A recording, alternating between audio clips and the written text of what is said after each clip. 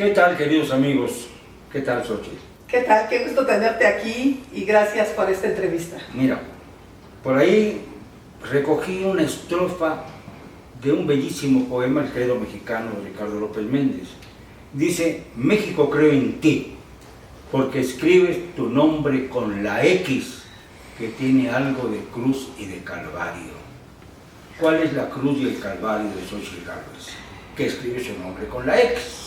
Pues mira, yo creo que el calvario fue mi niñez. Tener una niñez con un padre que se alcoholiza y que es violento, no se lo recomiendo a nadie. Pero ahora, Bueno, eso me hizo ser una mujer fuerte, me hizo pensar en salir de Tepatepec.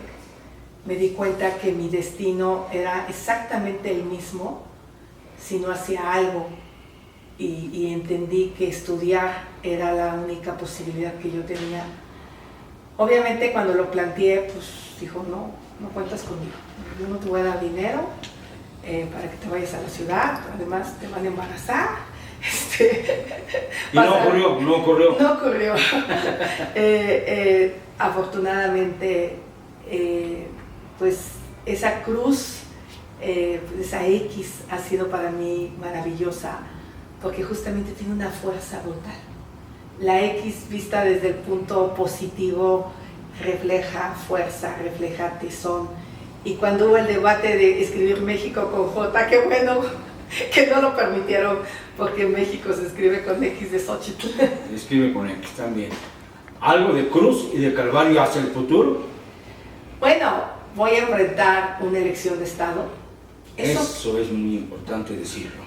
Eso que tanto se quejó el actual gobernante, eso que se quejó del pasado, de echarte, por ejemplo, el caso de hacer pública mi información bancaria, fiscal, no porque tenga algo que ocultar, porque yo pago impuestos, porque tengo clientes, porque tengo contratos, pero yo era empresaria antes de llegar a la política. Qué bueno que no soy una parásita de la política, que ha vivido de la política, porque hay cada parásito que, hay Dios, que está buscando... ¿Y es empleada usted, Claudio X González? De nadie, yo estoy aquí por mi mérito. Entonces el presidente quiso de alguna manera descarrilarme, fulminarme, me echó, pero soy como Rocky 4. Entre más le pega... ¿Qué se sintió cuando no le abrieron las puertas del Palacio Nacional? Vamos a ver. Encabroné. Está usted muy curiosa. Me encabroné. Pero no se daba usted cuenta de lo que estaba provocando. El volcán que hace erupción y se convierte en una xochilmanía. Me dio coraje porque no era la primera que le cerraban la puerta. Primero yo iba con un amparo en la mano. Y él había dado su palabra, que si una autoridad se lo ordenaba, me daría el derecho de réplica. ¿Qué quería yo aclarar? Que yo jamás dije que había que quitarle los programas sociales a los adultos mayores. Para mí era muy importante que los adultos mayores supieran que yo no solo no pienso quitarle los programas sociales debido a que mi abuela se murió de pobre y mi madre por el humo de la leña, sino que ellos merecen más. Ellos merecen tener medicinas, atención médica, cuidados. Hay muchos que se quedan solos, abandonados. Y en ese sentido, creo que era lo que yo quería decir en Palacio Nacional, pero me di cuenta que se los había cerrado a los papás con niños con cáncer, que se los había cerrado a los alcaldes que buscaban dinero para la seguridad pública, que le había cerrado las puertas a Palacio Nacional a las mujeres, a las madres buscadoras, A las senadoras. a los papás de Ayotzinapa se las acaba de cerrar. O sea, él ya le cerró la puerta a todos los mexicanos que no lo aplauden. Adolfo López Mateos decía, y decía bien, que cada pueblo tiene el gobierno que se merece. ¿Usted cree que nos merecemos a López Obrador? Mira, yo creo que él es el reflejo de malas decisiones que se tomaron en el pasado. O sea, sí siento que los gobiernos, te voy a poner un ejemplo. Cuando yo llego por los cazadores de talento, porque yo no llego con Fox por ser política, yo llego porque era una empresaria exitosa y porque tenía un programa para apoyar a niños indígenas que sufrían desnutrición. O sea, no era usted foxista. No había votado por Fox, ¿para qué te cuento más? Una de las cosas que yo planteo en la mesa del gabinete es que le demos derechos laborales a las trabajadoras del hogar. Y en ese entonces, en paz descanse, Carlos Abascal me dijo, no es posible porque hay que modificar la Ley Federal del Trabajo. Pues le dije, pues modifiquémosla, Carlos. Es que en 50 años no se ha tocado la Ley Federal del Trabajo, pues hay que tocarla.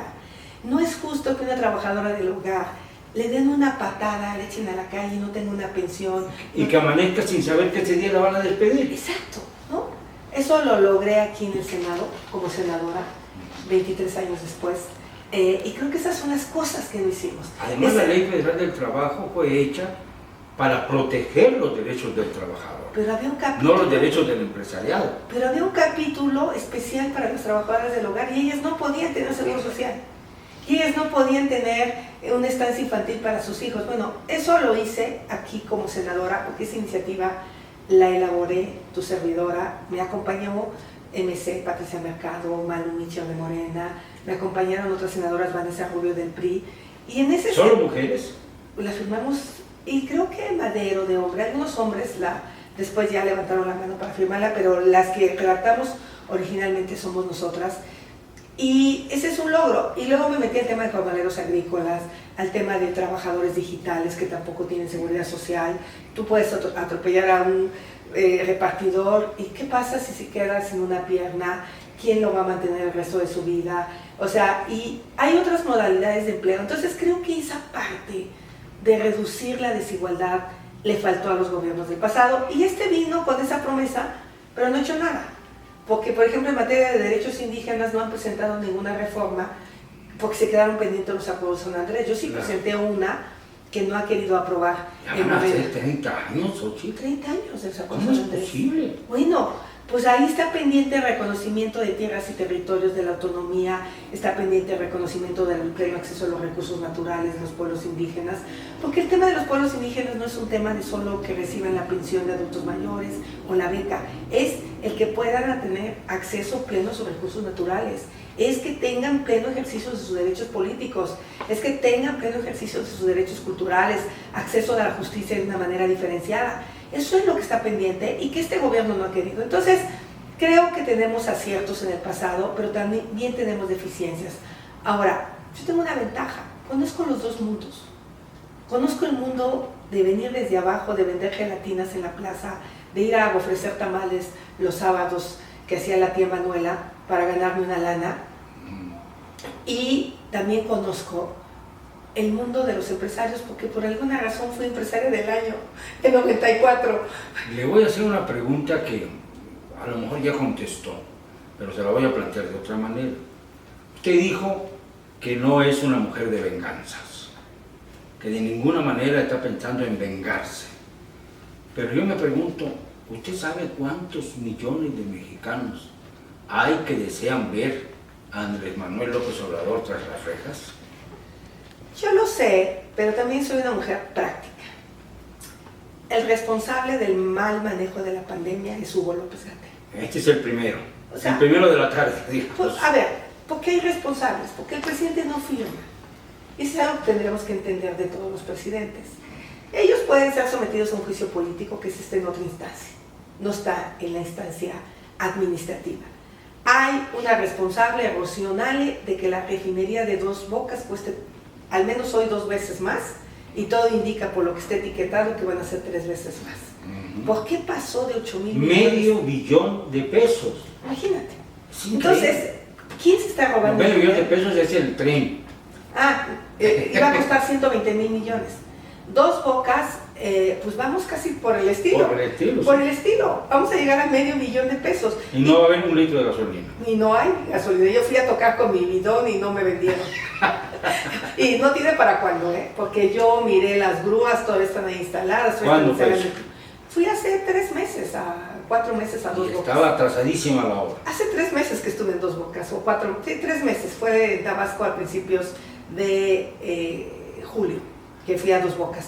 Entonces, fui, la verdad se ven grúas, está atrasado, y luego viene cómo vamos a sacar la gasolina, va a tener que ser en barcos, y luego viene cómo sacar el coque, va a ser en trailers. Y luego viene el suministro de agua y la subestación eléctrica que todavía no está terminada porque no tiene el gas suficiente. Entonces todavía tenemos varios problemas para que eso funcione. La responsable emocional. Entonces yo te diría, que concentrar mi discurso político en el odio no va a estar, pero sí en que las instancias no alcahueten a nadie que haya hecho mal uso de recursos públicos. El de Segalmex, por ejemplo, que hoy tiene el presidente en gobernación protegido, pues él es responsable del desvío de 12,000 millones de pesos. Es una vergüenza, igual que el caso del señor Francisco Garduño, que después de la desgracia de la estación migratoria en Ciudad Juárez, sigue como andando por su casa, ¿no? Y de Ana Gabriela Guevara, que se otro robó la caso. lana de los deportistas. Entonces, yo lo que te diría es, mejor me concentro en resolver el problema de la inseguridad, con todo. O sea, Pero si el problema de la inseguridad lo encabeza López. Por eso pues ya se habrá ido y ya no habrá una estrategia de abrazos y no balazos, habrá una estrategia inteligente, una estrategia con el corazón en los pies de las víctimas, habrá una estrategia con ovarios, eso sí, aquí sí van a sobrar, y a implementar en el campo, porque tiene que entrar el alcalde. ¿Qué le toca hacer al alcalde? Cerrar giros negros, que no se hagan güeyes.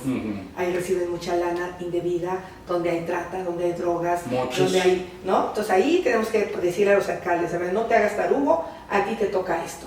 A ti te toca que tu policía deje de estar coludida, vas a tener lana para tu policía municipal, pero nada que te la gastas en la fiesta del 15 de septiembre, nada que te la gastas en volártela, no, te la vas a gastar en mejores salarios a la policía, en patrullas, en tecnología, pero acotaditos. A ver, gobiernos estatales, también ahí va lana, policías certificadas, tecnología muy clara, y sí soy una mujer de procesos, soy una mujer que le gusta supervisar en el campo, y a ver, Guardia Nacional, véngase para acá, vamos a analizar qué no está funcionando, porque a pesar de que la creamos, la inseguridad va para arriba. Yo prefiero gastar mi tiempo en eso.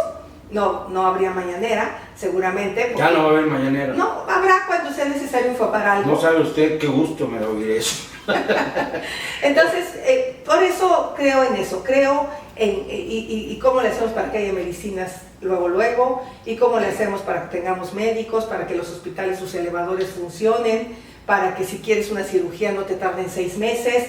Yo prefiero concentrarme en eso para que la economía crezca, para que haya empleos para los jóvenes y sacarlos de las drogas, sacarlos de la delincuencia organizada, con oportunidades, capacitándolos, certificando, dándole garantías a la inversión extranjera que venga a invertir, porque van a tener certeza jurídica, va a haber energía, va a haber agua tratada, va a haber infraestructura.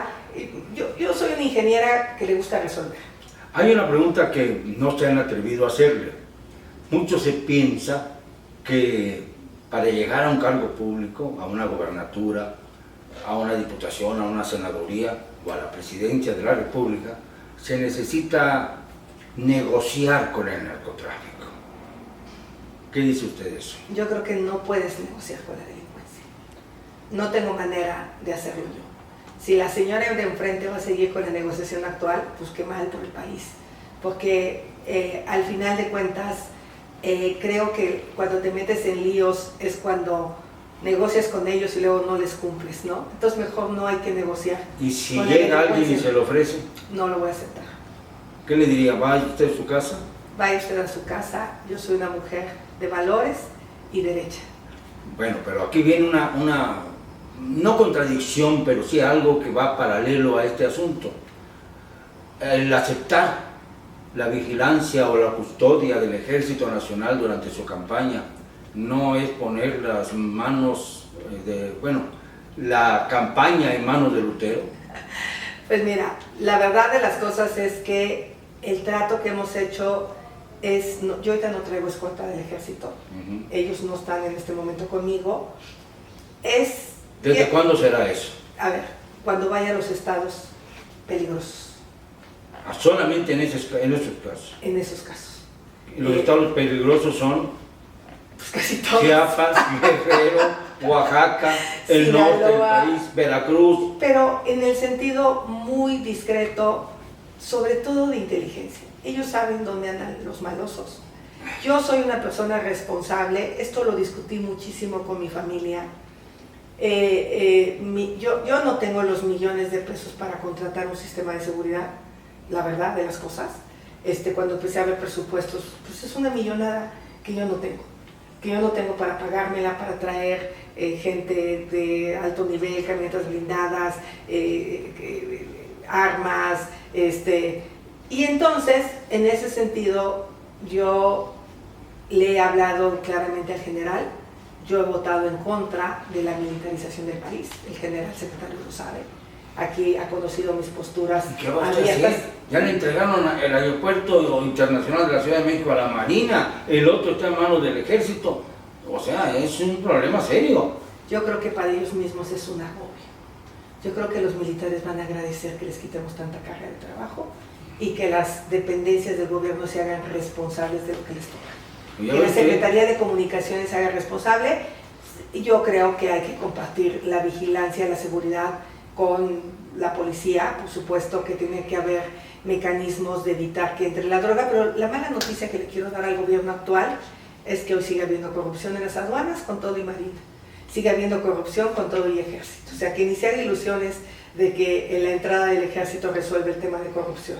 Pregúntele usted a los empresarios. Hoy la corrupción en puertos, en aeropuertos, está durísima. El año de Hidalgo se adelantó. Entonces, se adelantó. No, Hidalgo, pero no por la hidalguense. No, era chingue su M, el que deje algo, ¿no? ¿Te acuerdas que eso era lo que... Entonces, yo sí creo que el Ejército tiene facultades específicas que yo defiendo y que están en la Constitución, y hoy hay un Ejército desgastado, cansado, y lo peor que puede pasar es que el fracaso de la seguridad pública o la falta de seguridad pública se le endosemos solo al Ejército. Ese es el riesgo que tenemos. ¿Y no hay un riesgo de golpe de Estado por el fastidio del Ejército y la Marina? No lo veo. Yo veo un ejército de instituciones, yo veo un ejército disciplinado, yo veo un ejército que ha estado a la altura de las transiciones. Cuando perdió el PRI el gobierno, fueron institucionales con Fox, después pasaron del PAN otra vez al PRI y fueron institucionales, del PRI ahora a Morena, y ahora de Morena a lo que viene, pues también van a ser institucionales. ¿Qué es lo que viene? Pues nosotros. No puedo decir lo que viene porque... ¿Está usted segura de que va a poder con el Ejército y con la Marina? Claro que voy a poner. Porque le van a haber buenas intenciones. ¿Cuál sería la esencia de esa relación? De respeto, de reconocimiento mutuo a las instituciones. Ellos son una gran institución. Yo tengo un hermano general del Ejército Mexicano. Ah, qué bien. Conozco... Sí, porque nada más se habla, cuando se habla de sus hermanos, se habla de la hermana. La hermana que está en la cárcel, que va a cumplir... ¿La va usted a sacar inmediatamente? ¿Qué va usted a hacer? No ha hecho nada en estos 11 años.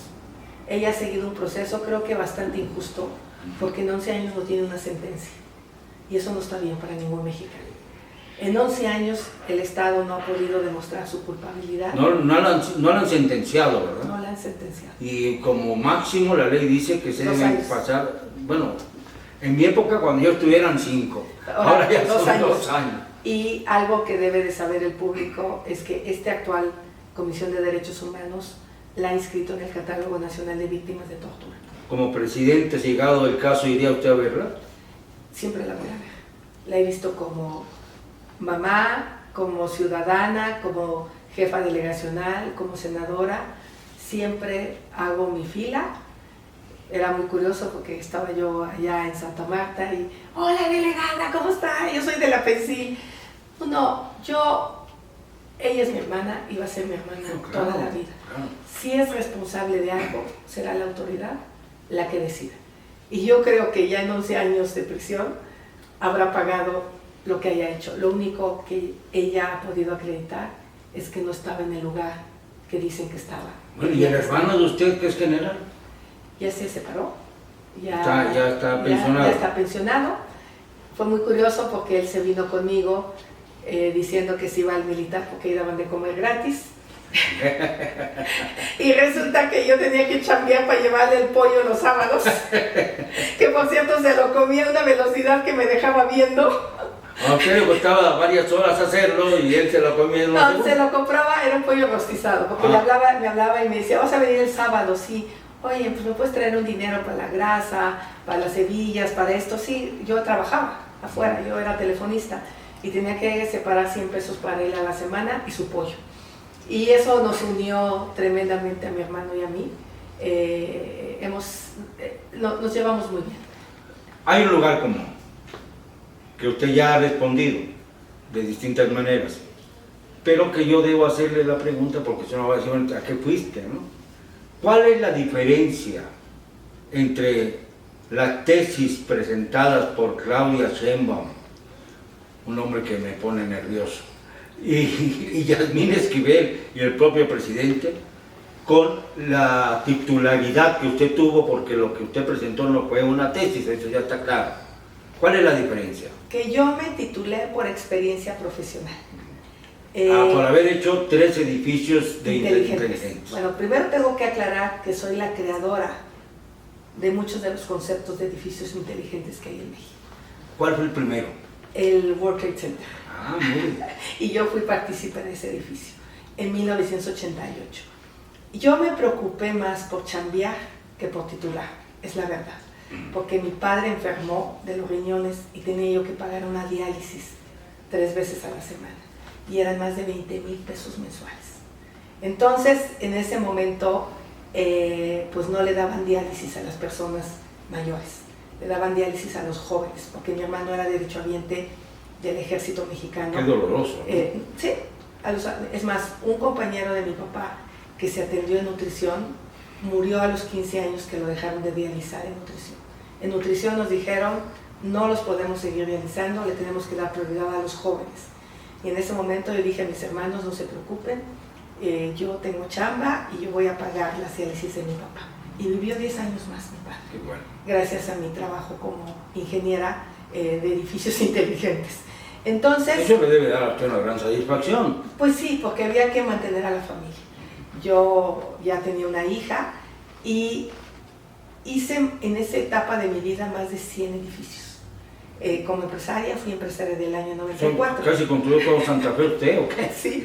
Prácticamente. Entonces, yo acredité experiencia profesional y muchos de los conceptos son de los equipos que instalé. Y es la descripción técnica de los equipos. De hecho, sí logré acreditar que algunos de los conceptos de tesis posteriores hacían referencia a mi trabajo, mío. Eso quedó acreditado en las pruebas que presenté. ¿Y ahora que compareció usted ante la UNAM? Me presenté, porque además yo dije, soy una mujer responsable, yo no voy a meter amparos ni nada. Si la UNAM cree que debo de hacer un nuevo trabajo, lo hago. Ahora lo puedo hacer como senadora, por ejemplo, pues, proponiendo una matriz energética para México, de cómo deben de funcionar el gas con el petróleo, con las energías renovables y cuál sería el equilibrio ideal para nuestro país, que eso lo he estudiado muchísimo. Y bueno, creo que me fue bien en la comparecencia, porque pude acreditar que tenía en mis manos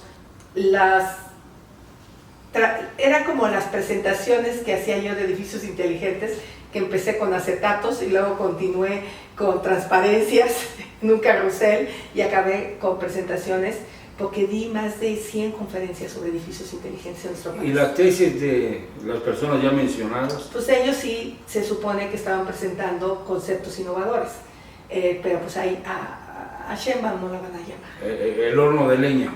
Sí, que era el diseño justo de un libro, ¿no? Donde ella tradujo páginas completas del libro que dice que referenció. Pero bueno, yo creo que en ambos casos, ambas tenemos conocimiento técnico y experiencia. Yo sí creo que una de las cosas que me gustaría hacer, ya cuando usted está arriba, son seminarios a los jóvenes de cómo redactar y cómo referenciar para que estas cosas dejen de pasar. Porque yo creo que en muchos casos no hay una intencionalidad. Obviamente, la de Yasmín, pues ahí sí es... Bueno, yo no sé cómo sigue en la corte, ¿eh? Pero bueno, ese es otro caso muy distinto. Pero en el caso, y va a haber muchos casos, en el caso de Germán, por ejemplo, donde también nos dice no solo la pendejía, sino la huevonía, que por cierto, quiero aclarar que es pendejearla y que es pendejo. ¿Me lo permites hacer? Sí, claro. Porque dicen que yo digo que no voy a contratar pendejos. No, pendejearla es saber que hiciste algo mal y reconocerlo. Eso es. Y ser pendejo es nunca reconocer que estás haciendo cosas mal. Es cierto. Porque ahí me dijeron, pero tú has dicho que no va a haber pendejos. No, o sea, alguien que haga cosas mal y que no reconozca que las hace. Además es un término que está en el diccionario de la Real Academia Española. Sí. Así que no tiene usted por qué estar pensando que si le digan que se hace, por eso, pero dice muchas groserías. No, yo no ofendo con las groserías. Yo digo palabras altisonantes. Yo ya dije que grosería es la pobreza, grosería es que la Ana Gabriela se robe la lana, grosería es lo que hizo Hugo López-Gatell con el... Pero además las palabras altisonantes llegan muy fuerte a la ciudadanía. Una cosa que le quiero comentar. Que mi papá las decía mucho. Cuando yo era niña, que estábamos haciendo las gelatinas y moviendo la grenetina, y él estaba enojado porque se quería dormir, y oía la olla, decía, ya dejen sus chingadas gelatinas, ni que se fueran a comprar su casa en las Lomas. Pero primero se las comiera él, ¿no? No, sí me compré mi casa en las Lomas de Chapultepec. Eso me metió como en la cabeza ese reto, ¿no? Él se burlaba de mí. Y mira, la vida cambió y logré poner mi empresa y pude mejorar. Bueno, lo que no se vale es que el presidente de la República diga que va a comprar un triciclo para vender tamales, ¿no? Pues mira, él se burla de mí, pero millones de mexicanos venden tamales o han vendido tamales. Eso sí les debe haber caído bastante mal el comentario. Digo, en general les cae mal el comentario de odiar a los que aspiran. ¿Cuál era mi aspiración cuando me vine de Tepa? Sacar a mi madre de esa violencia. Sacarla de esa pobreza. O sea, esa era la única aspiración que me movió a venir a la ciudad. Por eso aguanté vivir en soledad en ese cuarto de lámina, por eso aguanté toda la friega que significó dormir 3 horas al día para sacar las series de cálculo y de álgebra, por eso aguanté lo que aguanté en esta ciudad, porque yo no quería regresar fracasada a mi pueblo, yo quería regresar pues, logrando el éxito. Y la verdad es que le compré un coche a mi papá y mi papá dejó de beber. Ah, qué bueno. Porque su nieta se la dejaba y entonces sentía que ya no podía alcoholizarse. Tenía un doble compromiso moral. Y amaba a la nieta, a Diana, mi hija. Qué bueno. Y entonces ya no bebió nunca más. Maravilloso, entonces, maravillosa elección. ¿Cómo cambian las cosas cuando te va bien? ¿Y usted nunca tuvo en la mente, por ejemplo, el de emigrar a los Estados Unidos? Gracias a Dios no, varios de mis primos se fueron para allá porque me empezó a ir bien en el negocio. Fui buena empresaria. Yo empecé el negocio pidiendo fiada 2 computadoras y un plotter. Y a los 2 años fui la empresaria del año. Entonces, oiga, esto me da pie a hablar sobre la situación que tenemos los mexicanos, el gobierno y todo, respecto a los Estados Unidos. Esa última visita del alto mando de Estados Unidos, encabezado por el secretario de Estado Blinken, con el fiscal, con el ministro del Interior, o sea, una visita de altísimo nivel. ¿Usted cree que fue nada más para intercambiar opiniones o fue para poner condiciones? Pues fue porque Estados Unidos tiene un grave problema y nosotros también. Y si no lo reconocemos, estamos mal. El grave problema de ellos es que han muerto por fentanilo 110,000 personas, 110,000 cada año, ¿no? Cada año. Es muchísimo. Y nosotros tenemos más de 167,000 personas asesinadas, entre ellos muchos jóvenes. Entonces estamos en un problema en los 2 países. Y esto no se trata de echarnos culpas. 1 kilo de fentanilo te cuesta $100, pero puesto en la calle se convierte en 20 y eso te da 1.4 millones de dólares. Oiga, y nunca hay incautaciones en los Estados Unidos, eso es una cosa que me molesta. Exacto. Entonces, cuando yo digo que tenemos que hacer una estrategia conjunta, un acuerdo, como le llames, no estoy hablando de que vengan agentes de la DEA a meterse, no estoy hablando, no, yo estoy hablando de cooperar. Y algo que escuché hoy interesante ya de Estados Unidos, es decir, que va a dejar de llegar dinero. ¿Por qué? Porque este dinero... Con el tema del petróleo de Cuba. No va a dejar de llegar dinero de lavado, ¿no? Que ya le van a poner más cuidado a este lavadero que hay para que llegue el dinero a México. Y también en la cuestión de las armas, ¿no?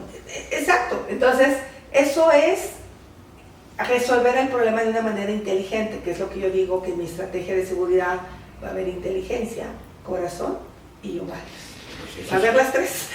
Y la inteligencia es justamente ver cuál es el origen de los problemas. Y las científicas saben plantear problemas y las ingenieras sabemos resolver problemas. Y yo sé resolver problemas. Por ejemplo, a mí el metro no se me hubiera caído porque yo sabía que había un problema desde que se construyó. Y espero que no se siga cayendo, porque hay mucho peligro.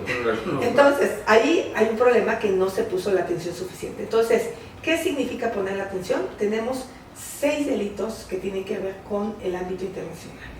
Uno es drogas, tráfico de armas, lavado de dinero, tráfico de personas. Tenemos un problema de trata, tenemos de hacernos güeyes de los dos lados y nosotros tenemos que tener una postura firme con Estados Unidos. Yo no he visto que el presidente mencione algo sobre lo que están diciendo los republicanos, que tampoco a lo mejor yo diría mucho. No, ya dijo que va a invitar a los mexicanos en los Estados Unidos a que no voten por aquellos que sean irresponsables. ¿A quién se dirigía?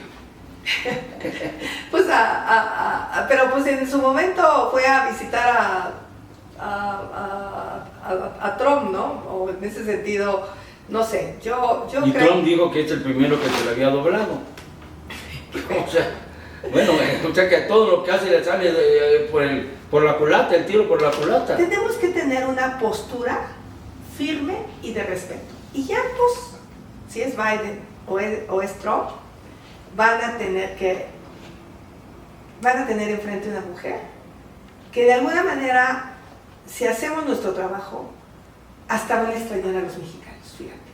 Porque al final de cuentas ahí hay 10 millones de puestos de trabajo y solo 5 millones de mano de obra. Tiene un déficit en el campo y tiene un déficit en la industria.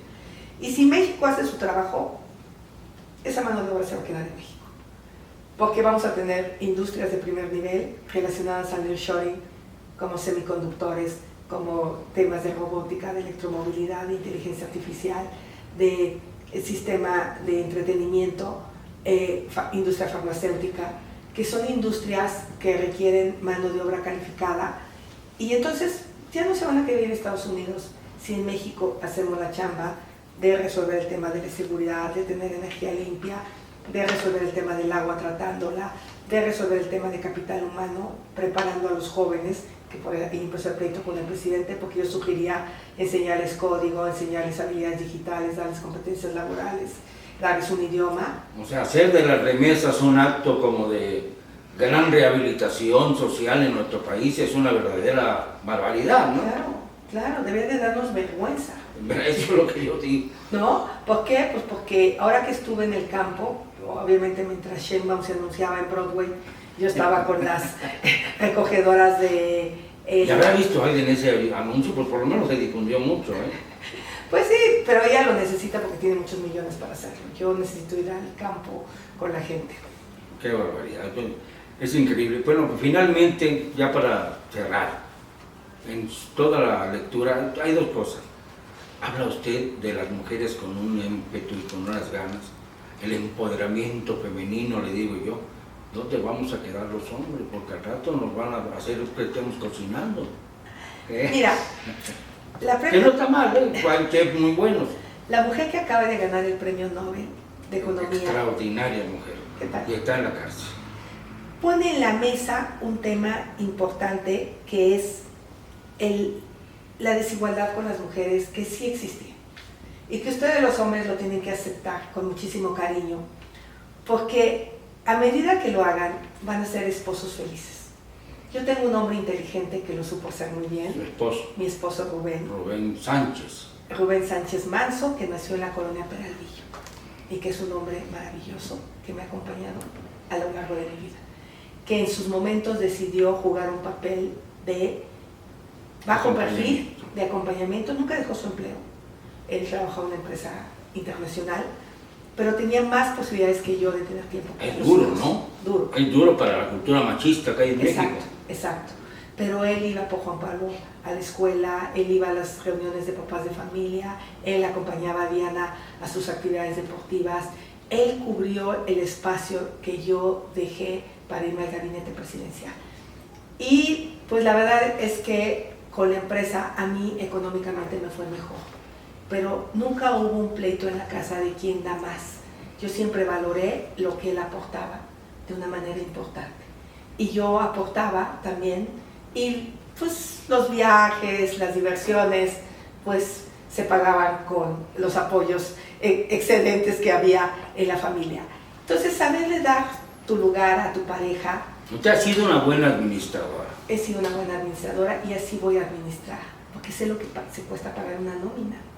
sé lo que cuesta pagar impuestos, sé lo que se sufre cuando no llega el dinero para la nómina. Y cuando no llega y no alcanza el dinero para cubrir el mes. Exacto. Entonces, en ese sentido, pues yo sí creo que en el caso de mi esposo, yo valoro y creo que todos los esposos... ¿Tendrá algún cargo en el gabinete? No, si llegase el caso. no, ni mis hijos. ¿Vale? Y además yo sí les puedo decir de qué trabajan mis hijos. Mi hija es la directora general de la empresa, le chinga todo el día, trabaja duro. Mi hijo ya entró... ¿No tienen casas en Houston? No tiene casas en Houston. Mi hija tenía una en la colonia, en Azcapotzalco, y anda tratando de encontrar algo nuevo, todavía no compra nada. Mi hijo todavía vive conmigo, le había dado yo chance hasta los 27, y el otro día me dijo, mamá, está cañón el costo de los depas, hay que pensar en los jóvenes, hay que pensar en los jóvenes. ¿Me vas a dar Fíjate chance? qué curioso, hay que pensar en los jóvenes, pero de los postulados, tanto del Frente Amplio Opositor como de Morena y adherentes, solamente había uno que era menor de 60 años. Sí. ¿Qué? Sí, me acuerdo ese detalle, ¿no? En mi equipo va a haber muchos jóvenes y yo sí pienso en los jóvenes porque les preocupa el tema del empleo, su seguridad social, la vivienda. Entonces mi hijo ya me pidió hasta los 28 para salir de casa. Nomás le dije, con que no tenemos 40, güey. O sea, ¿por qué? Bueno, para finalizar, Sochi.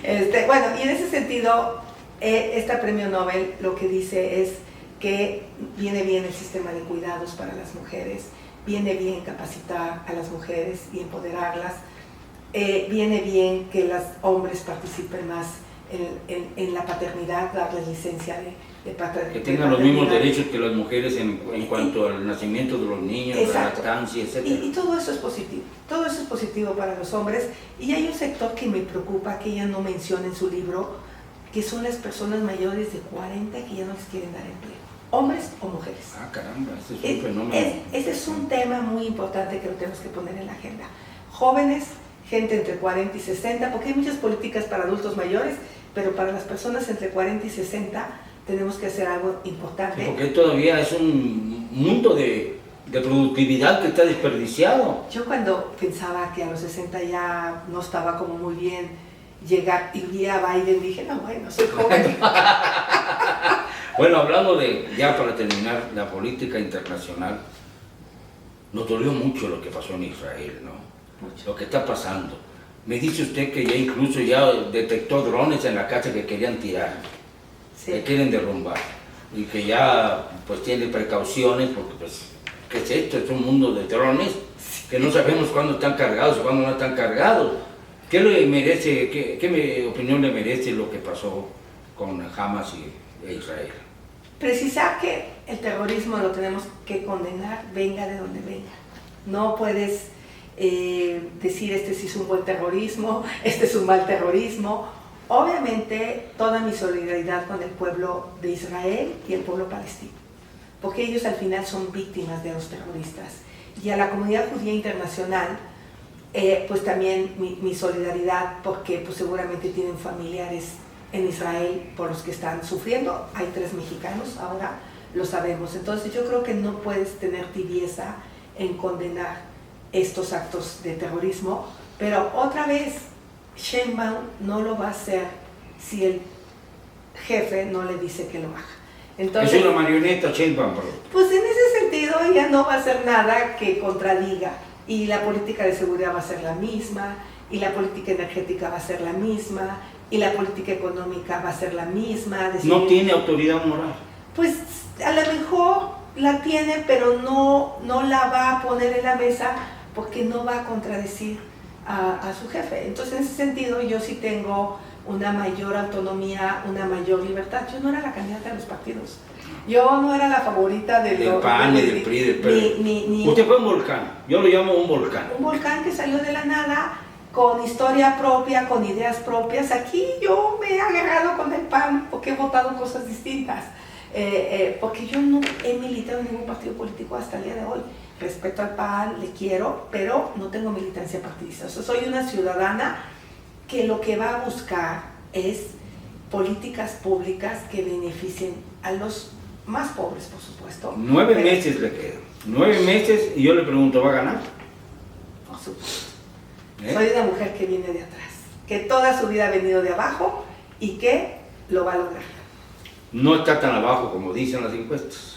Por supuesto que no, y ellos lo saben. Nada más que van a tratar de decirle a la gente, le pido a la gente que no se crea todas las mentiras. Esto todavía no empieza.